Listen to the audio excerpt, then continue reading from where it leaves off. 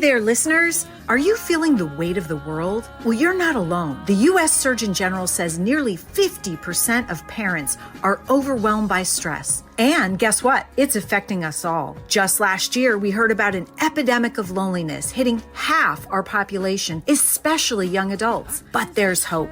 I'm Scarlett Lewis, founder of the Choose Love movement. We're dedicated to your safety, health, and well-being with proactive mental health strategies. Imagine a life where stress and loneliness are replaced by joy and connection. We've already reached millions with essential life skills to prevent violence, substance abuse, and mental illness. Want to join this life-changing movement? It's easy. Visit chooselovemovement.org today. Become a member, spread the word, and access our free resources. Together, we can create a loving, supportive community. Remember, all the nurturing, healing love you give comes back to you tenfold. Thank you for choosing love. I choose love.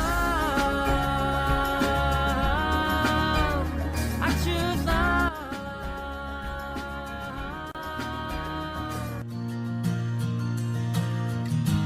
Hey, hey. Hey, hey, hey, hey, oh. The Choose Love movement offers no-cost solutions that keep our kids safe, providing them with the skills and tools they need to flourish. Join us in our mission to create the world we want to live in, one that's connected and compassionate. Check us out at chooselovemovement.org. Together, we can choose love. Hey everyone, welcome to the Choose Love podcast. Today I have a special guest, David Romanelli, that I've partnered with to create a program to bring more peace into the lives of parents in particular.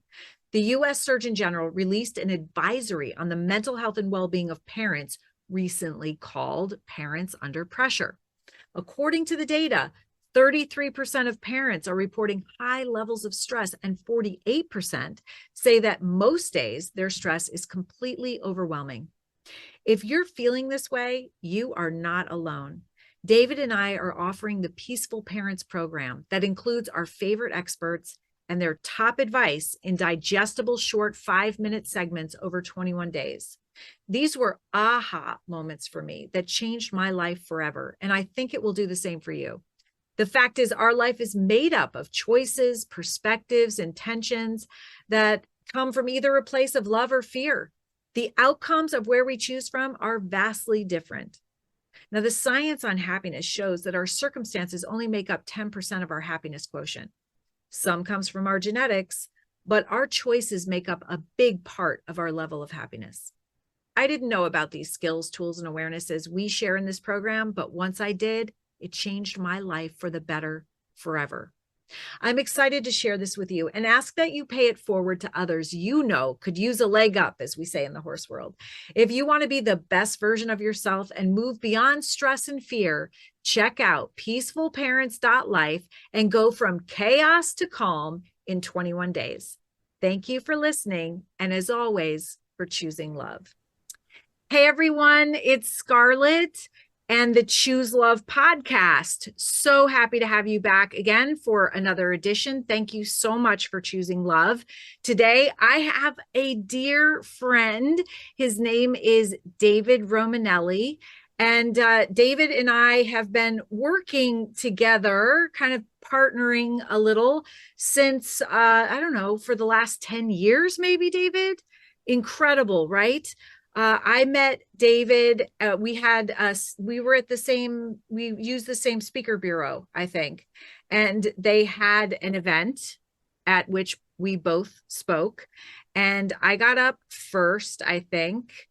Or was it you that spoke first? I can't remember the order, but I remember the connection. Yeah, immediate connection. You meet people in your life and you're just like, this is going to be a friend for life. I love this person. I totally resonate with him. And and I remember also, David, that that night you were pairing wine and chocolate. Maybe that's why I loved you.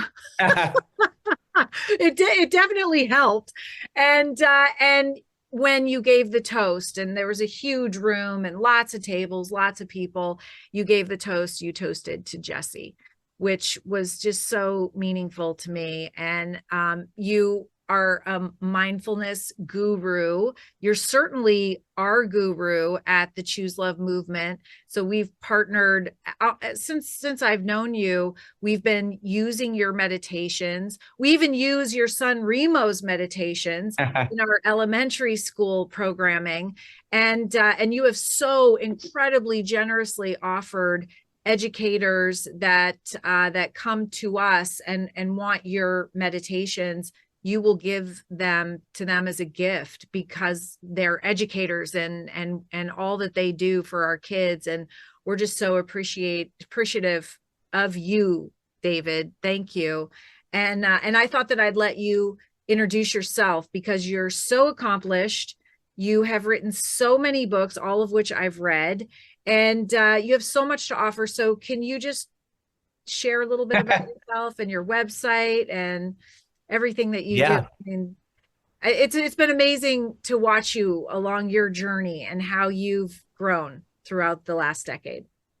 Thank you. Yeah, it's great to be here and I feel equal inspiration from you. And it's definitely, I think the best way to introduce myself, I'm on a journey. It's constantly changing and I'm always telling stories Yeah, about what I'm learning along the way. yeah. I got after college, my good buddy said, "Have you tried yoga?" Which was in the mid '90s. Yoga wasn't super mainstream yet, and got really into yoga in LA.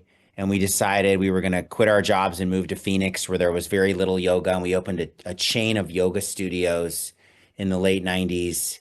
Turned up the hip hop music, made it super relatable, got rid of the tradition and the kind of purity, which is, I'm sure some people might be rolling their eyes, but we made yoga more accessible to people and developed a really a community that people really loved. They felt like they could be part of something and have fun and release their stress and tension and kind of embrace an ancient tradition, minus the purity of it.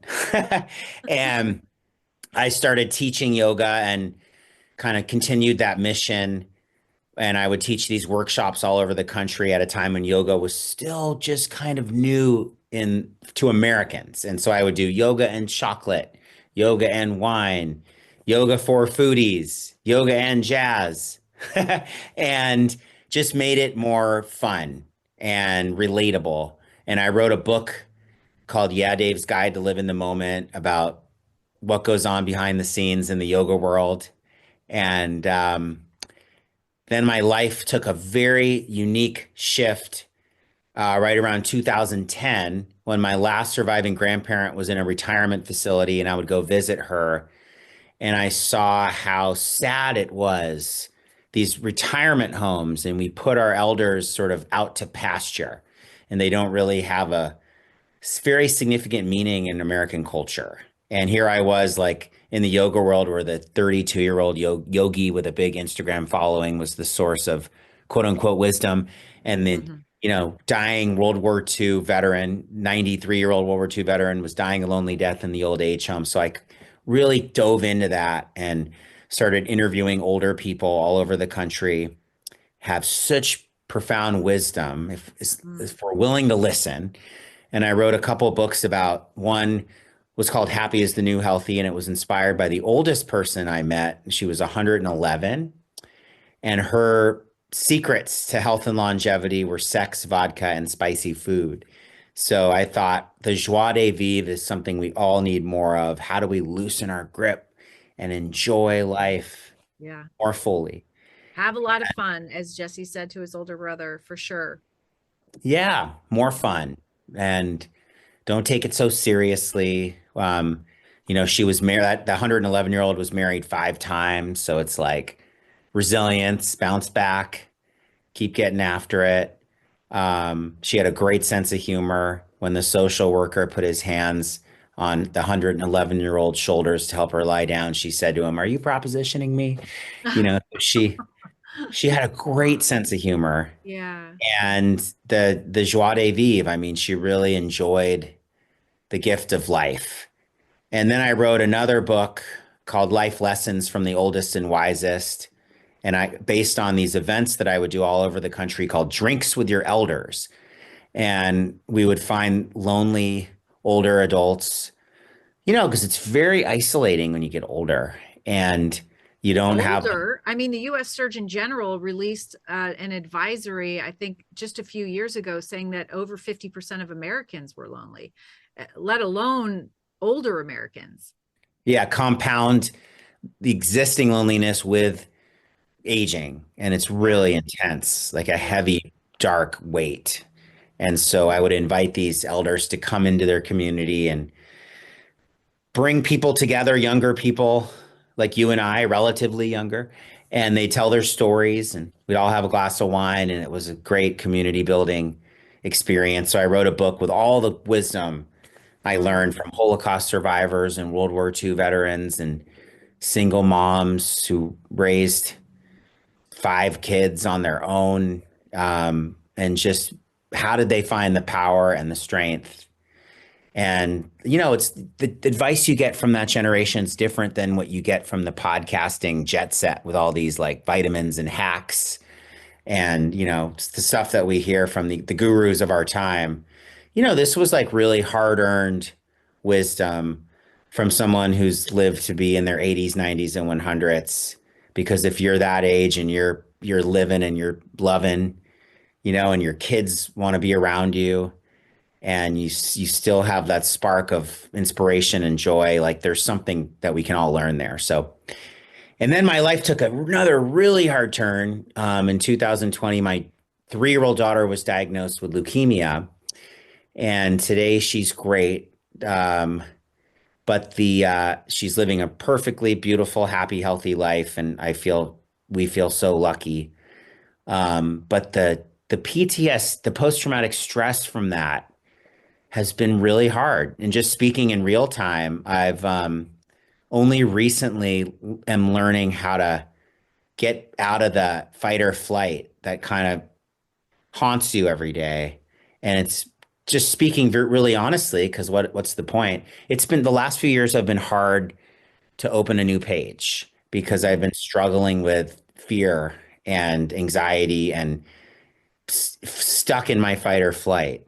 Mm-hmm. And everything has been compounded. The things that are already hard were just harder. Mm-hmm. And so the newest thing that I'm doing with Scarlett, that kind of comes from that place of authentic challenge, Mm-hmm. is parenting. I've noticed is really hard.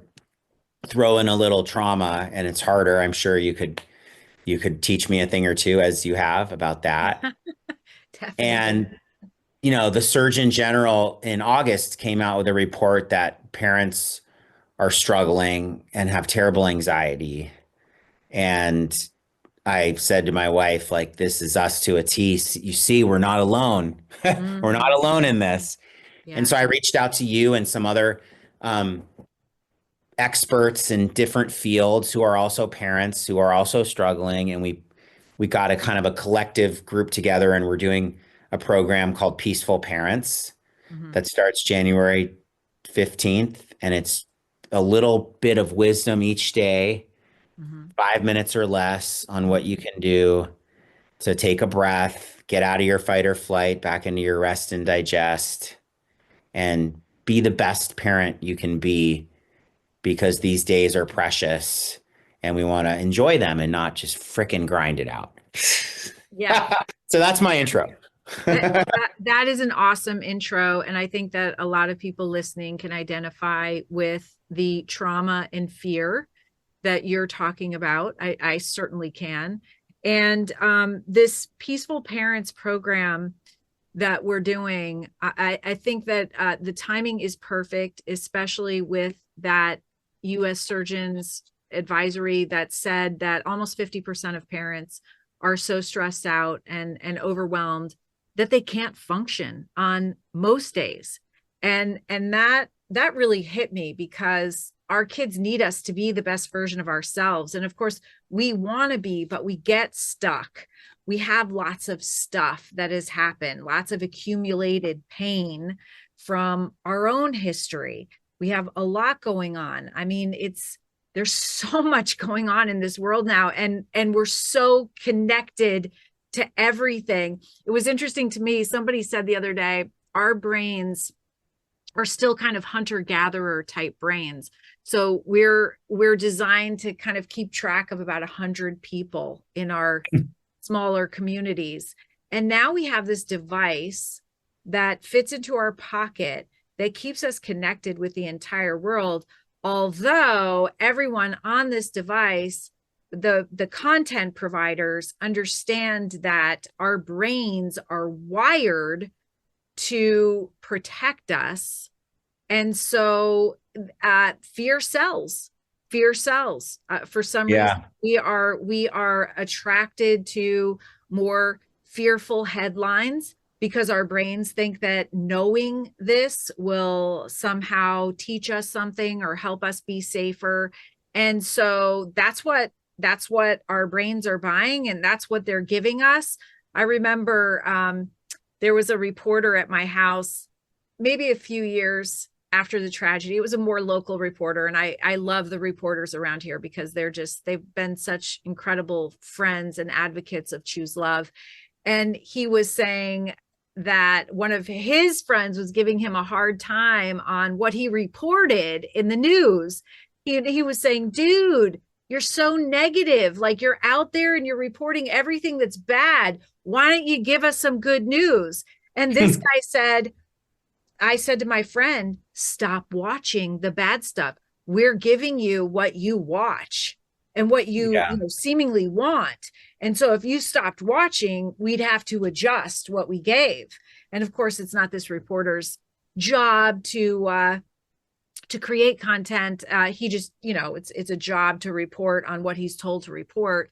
But I thought that was really interesting. And so we have a lot of this fearful content, and it's from all over. I mean, if you go onto the news, whatever news you watch, you're going to see heinous pictures of suffering and war, and it's too much for us.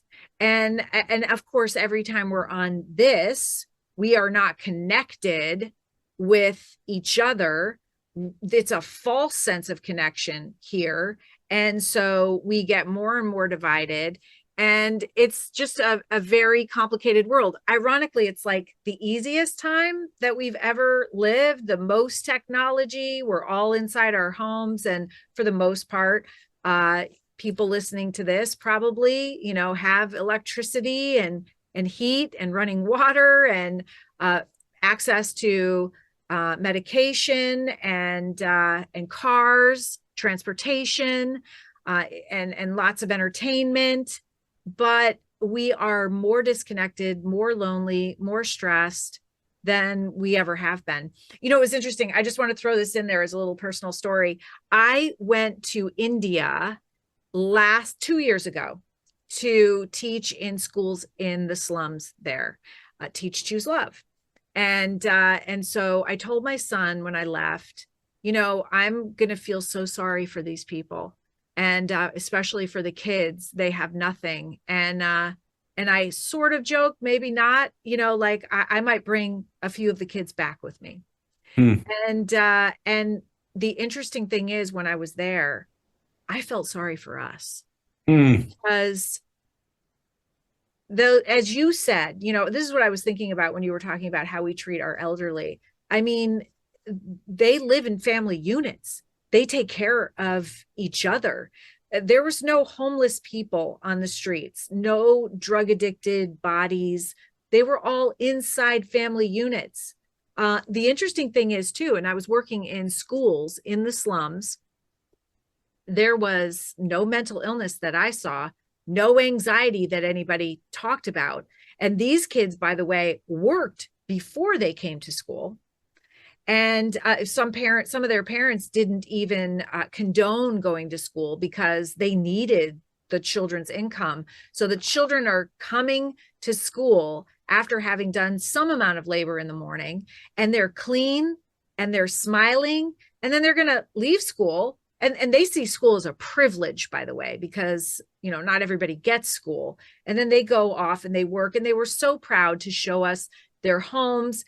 And they have much less than the homeless that we have here, and they don't have a whole lot, but these people had much less, and they were grateful for what they had, living with their elders, very respectful. It was really an eye-opener for me. And it also made me start to think about how, and this is something that I say over and over, positive action is the opposite of anxiety. It's why we have these monthly calendars, and it gives parents and kids and teachers something that they can do every day. Positive action overcomes anxiety. And I just saw these kids, and they were so active, and I felt like there's really not even time for anxiety for them. Their anxiety would be, what do I have enough money to buy food? And am I going to get food? And there were long lines at places where they were handing out food, and you had to wait in this line. That would be the anxiety that they had, but it really wasn't negatively impacting them like it does here. And it was a real eye opener for me. And so, to get back to this program that we're doing together, I think the timing is perfect, because we've really kind of skipped a couple of generations of really focusing on essential life skills that help us to connect with one another, that give us the courage to face difficulty in our lives instead of resisting and avoiding or maybe numbing ourselves. And, it's maybe the wisdom that our elders would have taught us. It makes me think about when all three of my brothers had their kids. And of course, my mom had 4 kids, and she's so wise, and she did such a great job. And she would kind of try to come in and give my brothers some advice, and they'd go, "Mom, we have Google. We don't need your advice. Like, just don't give advice." So, we're getting our advice from Google now. Or now Chat GPT. Yeah, right. And I mean, I am all for using technology. I use both of those things in my own life, but I think that, our priorities perhaps have been skewed. And I know, and this is so interesting too, like, I didn't have the skills and tools that we're talking about in this parenting program. I didn't have them when I was 44 years old, and I had my son was just murdered in Sandy Hook. I was also a parent to a 12-year-old.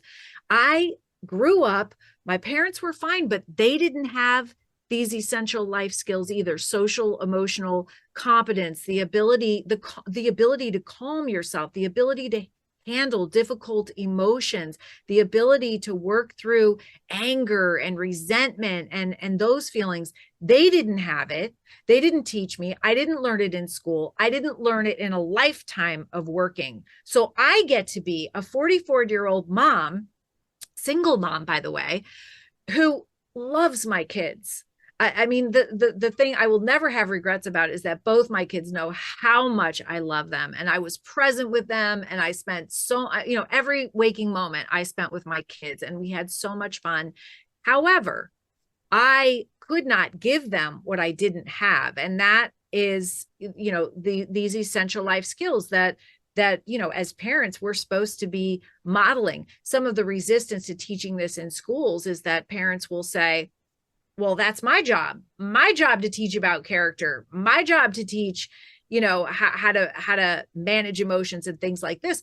But you can't if you don't have the essential life skills. And all this builds into making humans capable of having healthy relationships. And healthy relationships, per Harvard University's longest ever study on human life, the Grant study, they studied 3 generations. I think it went over 85 years. It's still going, actually.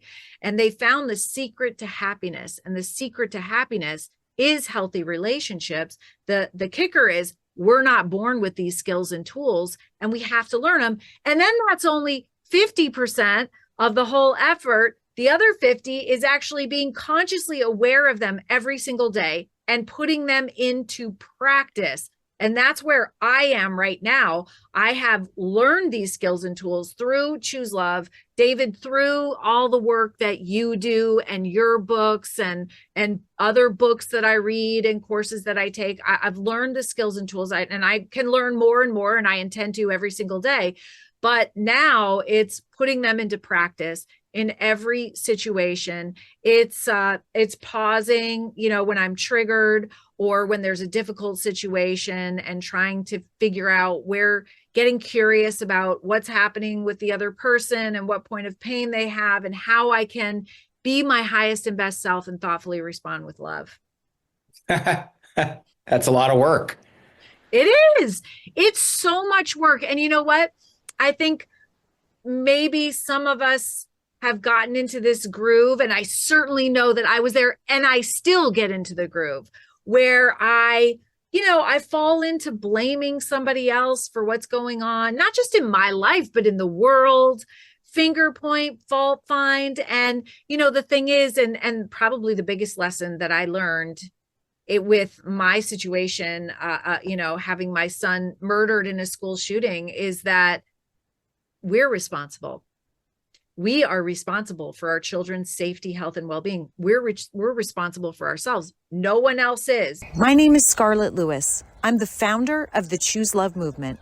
I founded this organization following the murder of my 6-year-old son, Jesse, and 27 others at Sandy Hook Elementary School. I realized then that we must come together in order to solve the escalating issues of violence, substance abuse, and mental illness in our country and world.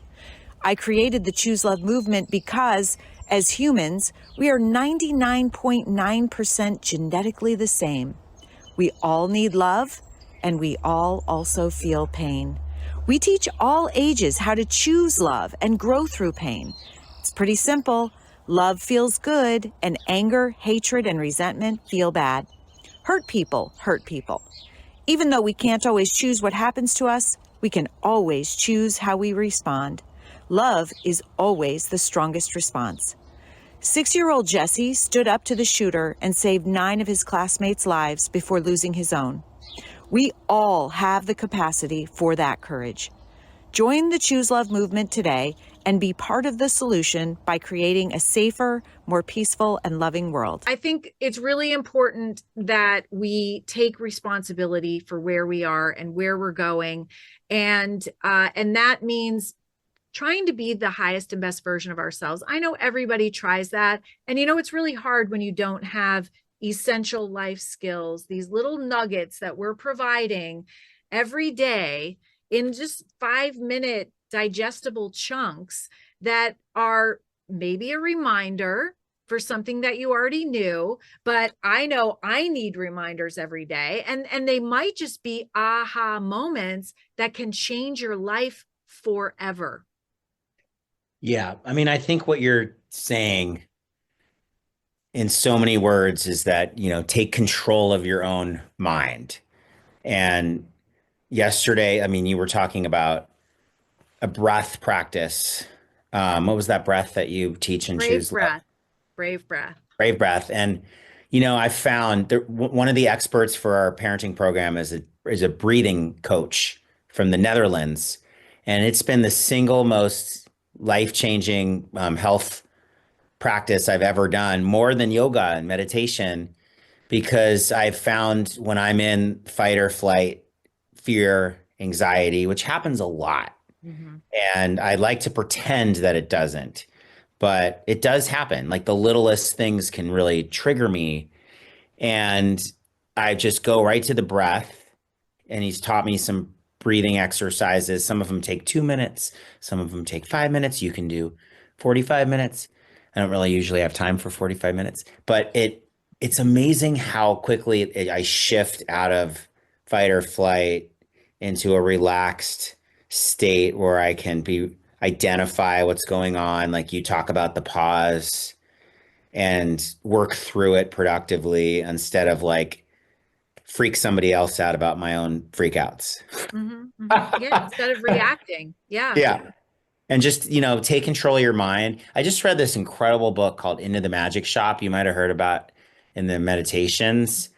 And it's a neuroscientist who talks about the brain's ability to manifest reality, which used to be such a woo-woo, super spiritual concept and like The Secret and, a lot of spiritual teachers, but he comes to it from a standpoint of neuroscience. And none of it's possible if you're in your anxious state. There's no growth. It's really hard to create anything. And you just can get stuck and stay stuck for years, forever. So, we have to learn how to shift into a relaxed, expansive state before any real growth happens. So, I mean, Um, that's not our highest and best self. yeah, We often react from our fear center, and that is we're really not in control. Our highest and best self is in our heart and our prefrontal cortex, where logic and reasoning reside, and the brake on our instinctual reaction. So it's a thoughtful response. In Choose Love, it's the difference between reacting out of fear and a thoughtful response of love. And it's yeah, the outcomes of making those decisions, and we make them so many times a day, are completely different.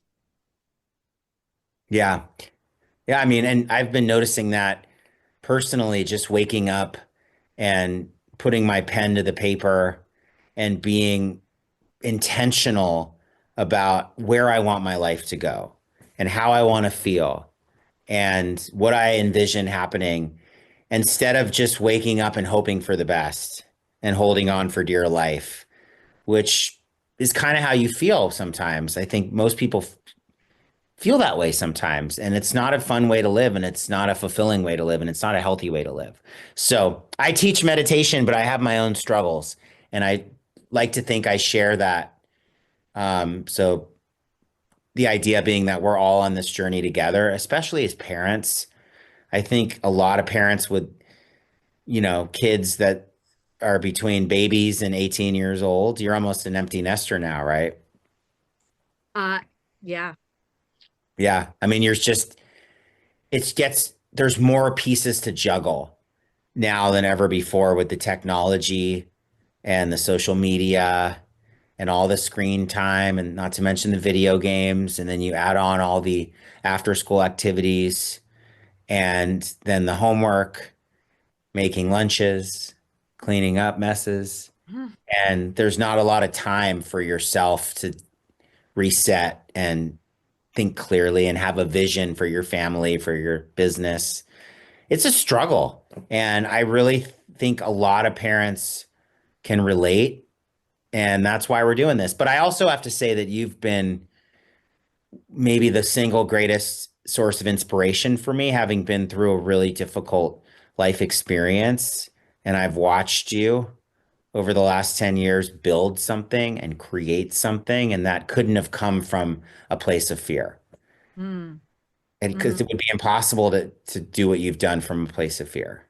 Yeah, And that's a good point. It was a deliberate choice, and I call it the couch moment, when they had brought another mom in that had also lost a child to violence. I had never met anyone that had gone through that experience. At that point, I didn't know if I was going to live. I just felt so awful. I didn't know, like, you just have, I call it the rug of life ripped out from underneath you. And I had lost my compass. And so this woman starts talking about, and she's 20 years out. So I'm thinking, okay, I'm going to live. I mean, that's where I started. And she starts describing her experience. And in about 5 minutes, I said, thank you so much for coming in and sharing. But what I realized was that I didn't want what she was describing. I didn't want to be angry. I didn't want to be resentful. I did not want 20 years out to still be in a tremendous amount of pain, where it impacts my relationships and everything else. I wanted to feel peace. I wanted to feel joy. And so it was really helpful to me, because I thought, all right, that's not what I want. And so it's going to be up to me to figure out what I do want.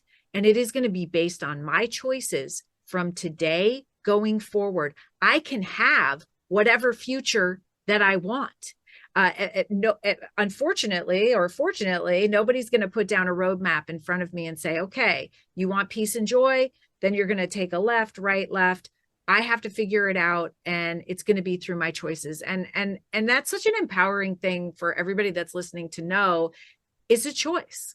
It's Yeah. a choice. You determine how you want your life to go, and then you start making the choices that will get you there. And these skills and tools that we share, they will be a big part of laying the groundwork towards peace and joy and living the best version of your life, one where you are present with your kids and you don't have regrets. It is such an important journey, one that I wish that I knew all of this way back when, but I'm grateful that I know it now, and grateful that people can learn from mistakes that I made, but also things that I've learned in dedicating my life, and Dave, you have as well, to helping other people. Yeah. Yeah. Well, it's like a story you told me yesterday. Have you told it on this podcast about the grocery store? I don't know. If you're a teacher and you're listening and I've spoken to you, you've heard this, but it's worth saying again. It's a gratitude practice, really, which is so important, because gratitude leads to being more optimistic, and optimism is the single most consistent factor in success in any aspect of your life. And so I had, right after Jesse had died, I made my first trip to the grocery store. And by the way, anybody who's had a significant loss, you understand what that means. And I literally had a hat on, and I didn't want to be recognized or noticed. I just had a list, and I had another mom that I'd never met coming over for dinner. And I kind of stupidly told her I'd make dinner, because I just thought I might do that. And so I've got my list, and I had what I didn't finish in the story, I will finish now, and probably not everybody's heard it in this detail, but I bump carts with a mom, and she goes, "Oh my God, Scarlett, how are you?" And of course I say, "How are you?" And they say, I have to take multiple kids to multiple sporting events, and then I have to go home and I have to do this huge smelly pile of laundry from these kids, and like really complaining about it. And of course I translated everything as, "Oh my God, you get to take 3 boys to 3 different sporting events, and you get to go home and do a huge pile of stinky laundry for 3 kids." Like, I ended up that event, David, that interaction, really, like, I ended up just leaving my cart. I dropped my list, and I turned and I walked out. It was too much for me. That was really hard. And I went home and I drove in. I have no groceries now. And the woman who I'm supposed to meet has just driven in front of me. And she gets out with these 2 big bags. And I'm like, "I didn't get the groceries." And she's like, "I didn't think you'd be able to. I brought them with me."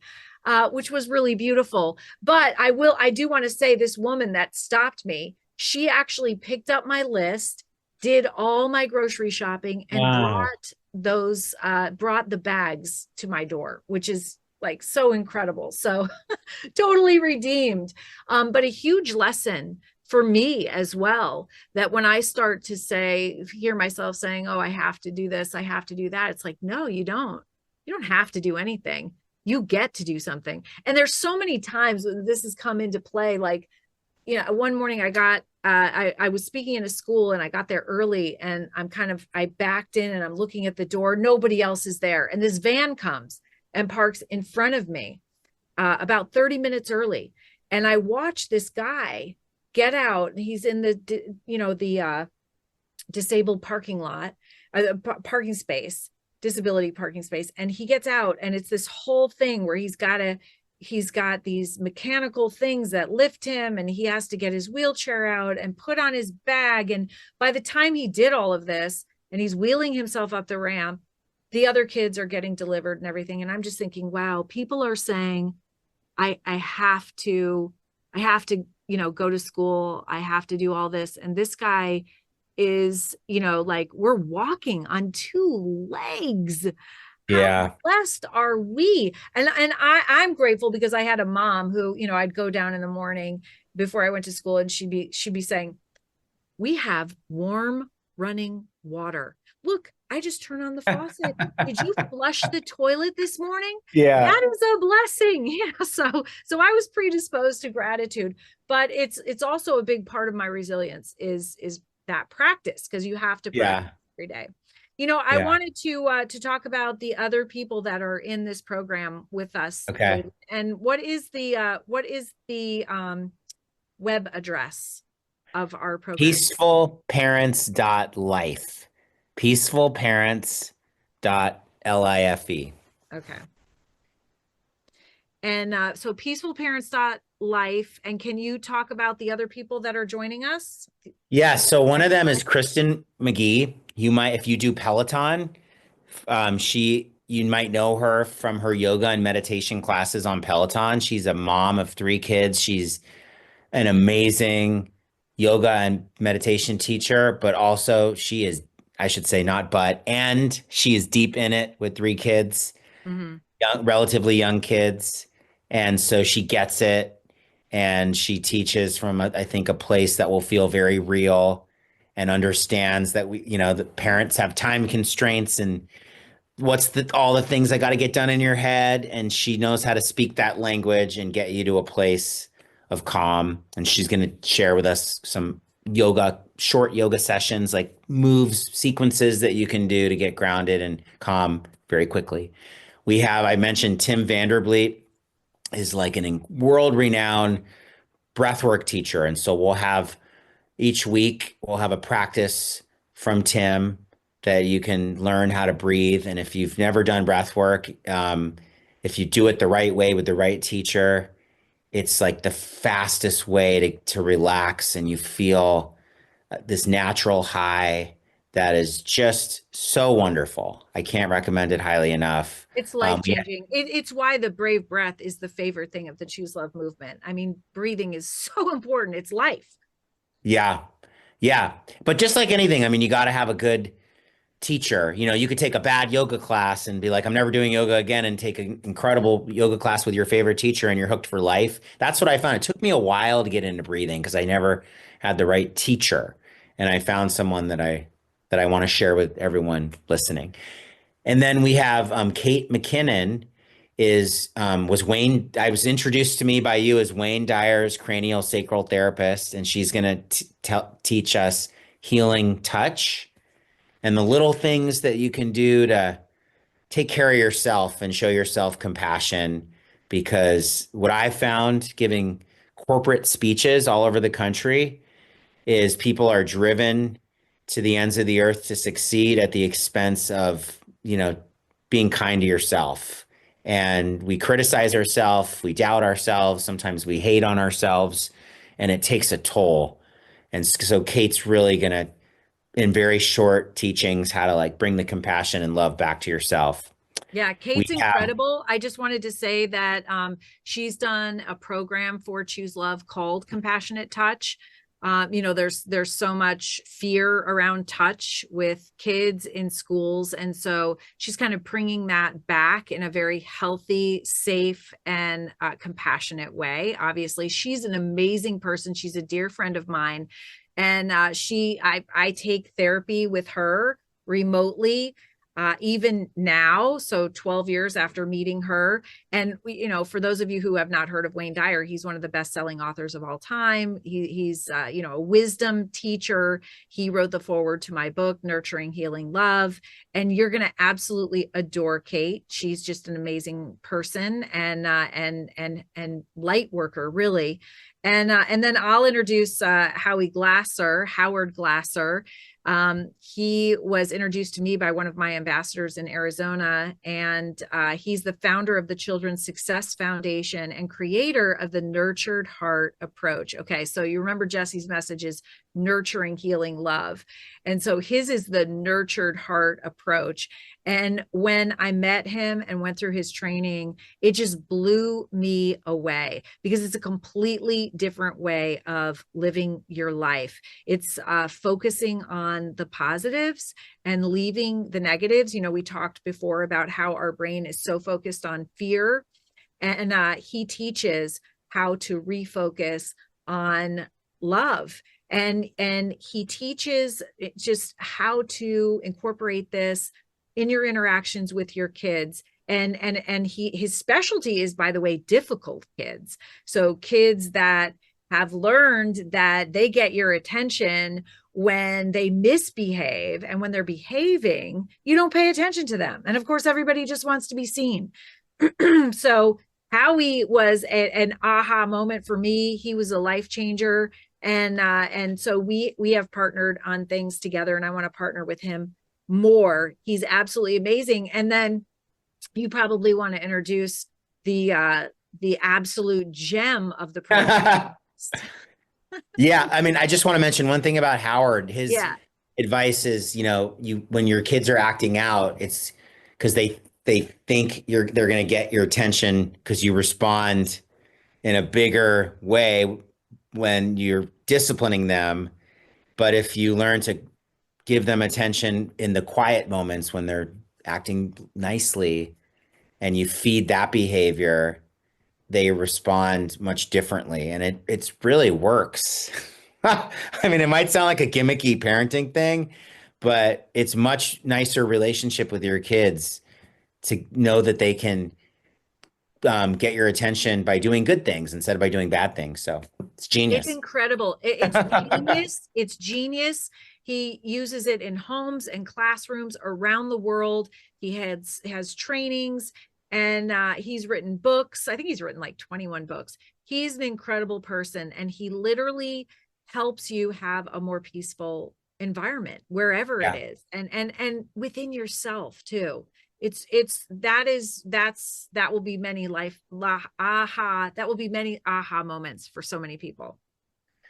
Yes. And then lastly, my son, Remo, he is in fourth grade, and he teaches meditation by kids for kids. And so he, in his own voice, tells stories about the things that kids go through when you're, in that 10 years old range, and guides kids through a little moment of relaxation. And so he's going to have a weekly segment in our program called Feedback for Parents. Because somebody once told me at the end of the day, you should ask your kids for feedback. And they say some really interesting things about, because we're always criticizing our kids and giving them feedback. And it's nice to let them have a forum for sharing what they think you could be doing better. And so he's going to share a little segment on feedback for parents that I'm guessing will relate to many people listening, maybe not, but I think just the overall idea of asking your kids for feedback at the end of the day can be very helpful. So we've got a wide array of experts, all coming from and having been or are parents of young kids or empty nesters. And I think their experience and advice will be very relatable. And we start January 15th. Yeah, January 15th. So mark it on your calendars. Definitely go to the website, peacefulparents.life, sign up, because this is going to change your life. It really will. And you're not alone. We're in this together. As Dave, as you started off this podcast saying, I'm just on a journey. And and we all are. And even honestly, even if you knew all of these skills and tools and awarenesses that we're going to be sharing with you, you still have to put them into practice. It still takes effort, but I got to tell you, that effort is so well worth it, because right now we are living our lives, and we are modeling for our kids in everything that we do every day. You have conversations, you think that they're not hearing you. They are. And they see the minute little reactions on your face, the eye twitches, the the tone of the voice, the energy that you bring to the situation. They are aware of it all. It's so funny, Dave, because I go around and I speak in conferences nationally, globally, and the audience that makes me the most anxious. Like I love speaking, and I'm usually not anxious, but it's kids, because they pick up on everything, and you really have to bring your best to it. But of course you want to. Parenting is the most important job. You're impacting generations with how you are bringing yourself to this most important job. And that's not to put pressure on you, but to say, today and every day is a new day and an opportunity to learn and grow and become the best version of yourself. And we all make mistakes, and it's okay to say to your kids, hey, I wasn't my highest and best then, but I learned from it, and this is what I learned. And so let's work together on creating a really peaceful environment where we're all happy and we're all growing, and we all want to be here. We want to be with each other. We know we love each other. That was one of the reasons that I started the Choose Love movement, David. As you know, and so many people in the beginning were like, love? Ooh, I don't know. Like, are you sure? Do you think you want to change the name? Do you think love is going to work in schools and all these different things? And the more that people resisted, the more I said, okay, this is really necessary, because it's got to be in our vernacular. We have to be comfortable with it.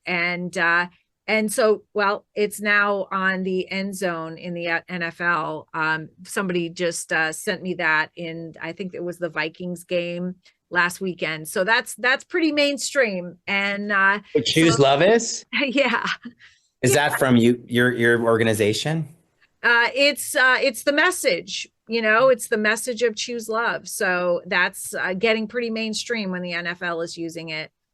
So anyway, I'm really excited to take this journey with all of you.